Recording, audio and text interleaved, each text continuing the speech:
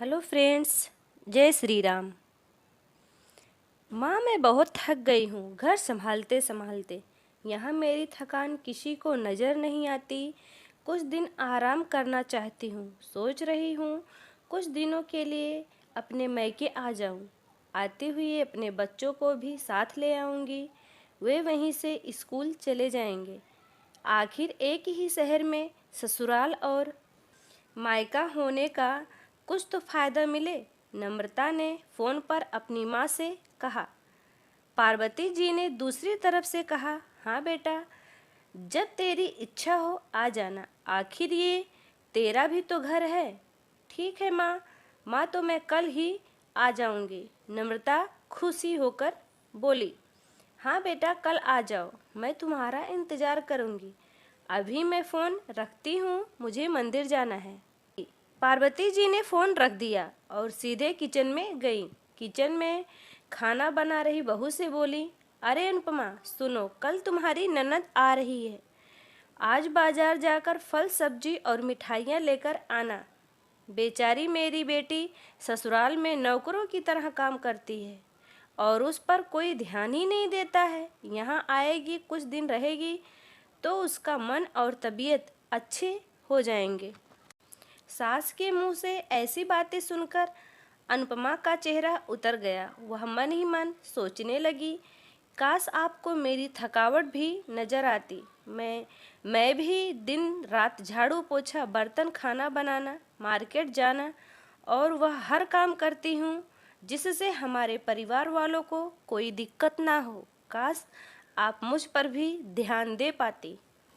आपकी बेटी तो जब मन में आता है तब यहाँ आ जाती है, लेकिन मैं साल भर में एक ही बार अपनी माँ के पास जाती हूँ, तब भी आपको प्रॉब्लम होती है। मैं भी इंसान हूँ, मेरा भी मन है।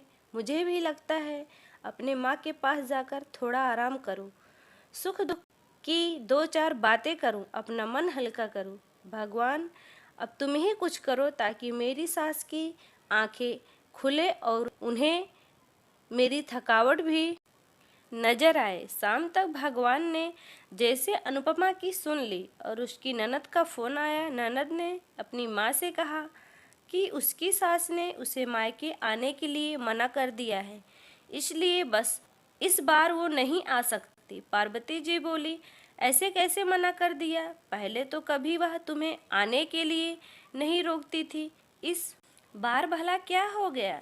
लाओ मेरी बात कराओ, उनसे मैं समझती हूँ। नम्रता ने फ़ोन अपनी सास के पास दिया। पार्वती जी ने कहा, नमस्कार समधन जी, आपसे कुछ कहना था। समधन जी ने कहा, कहिए। दरअसल कल त्योहार है, इसलिए अपने मायके आना चाहती है। अगर आप उसे भेज दें तो अच्छा रहेगा। नम्रता की सास ने कहा, देखिए समधन जी, आपकी बेटी मायके जा रही है, इस बात के लिए हमने उसे कभी नहीं रोका और इस बात से हमें कोई प्रॉब्लम भी नहीं है।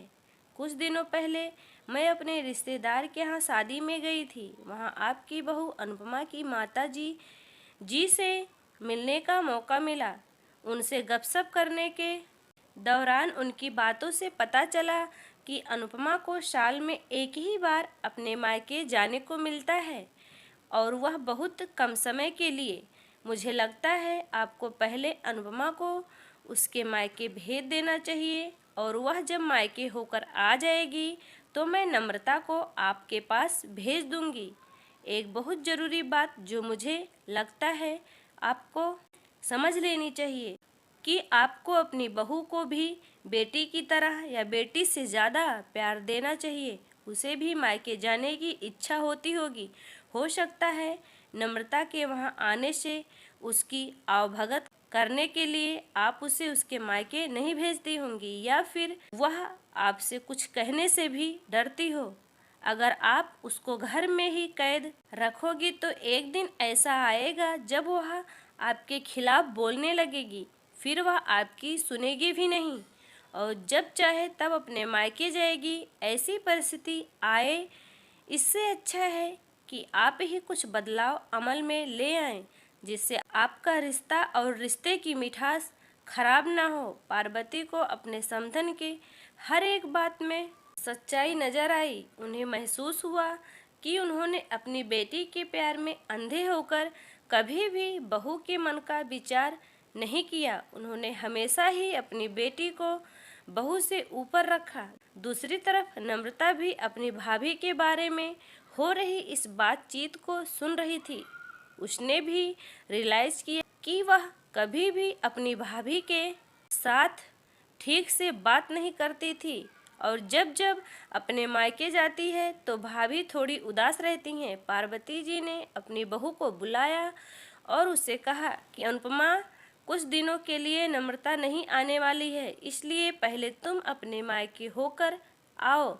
यह सुनते ही अनुपमा का चेहरा खिल गया, क्योंकि यह पहली बार था जब उसकी सास ने सामने से उसे अपने मायके जाने को कहा था। अगले दिन अनुपमा अपने मायके गई और इस बार 1-2 दिन नहीं, पूरे 1 हफ्ते भर रहकर आई। अपने माँ बाप से, अपने रिश्तेदारों से मिलकर आई और जब वह लौट कर आए तो उसका चेहरा खिला हुआ था, उसकी आंखें चमक रही थी।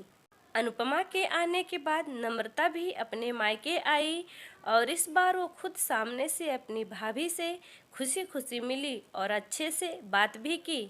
नम्रता ने अपनी माँ से बात करके उन्हें भी अच्छे से समझने में मदद की। वह कहीं ना कहीं अनुपमा के साथ गलत व्यवहार कर रही थी।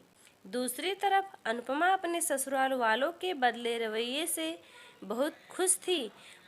अब वह खुशी खुशी सबका ध्यान रखती और हर काम प्यार से करती। वह ध्यान रखती कोई भी ऐसी बात या काम ना करे जिससे घर में तनाव का माहौल पैदा हो। पार्वती जी अपनी बहू को खुद ही समय समय पर मायके भेज दिया करती थी। एक छोटे से बदलाव ने सास बहू और ननद भाभी के बीच की कड़वाहट को दूर कर दिया और रिश्ते को और भी ज़्यादा मीठा और मजबूत कर दिया। धन्यवाद।